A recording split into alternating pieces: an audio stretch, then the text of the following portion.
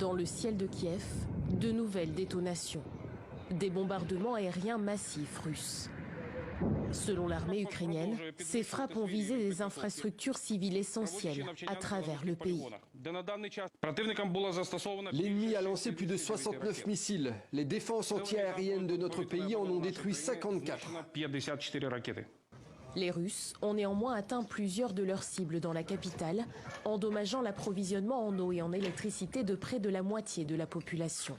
Les dégâts sont considérables, plusieurs blessés seraient à déplorer. Ces habitants se sont réfugiés à temps dans le métro. Nous sommes juste fatigués de tout ça. Nous ne savons pas combien de temps la guerre va durer, mais c'est difficile d'avoir peur tous les jours et de se projeter dans l'avenir. Selon la présidence ukrainienne, ces missiles de croisière russes auraient été lancés sur plusieurs fronts, depuis des avions et des navires, comme ici à Kharkiv, où des infrastructures critiques ont été endommagées. Lviv, grande ville de l'Ouest, est presque totalement privée d'électricité.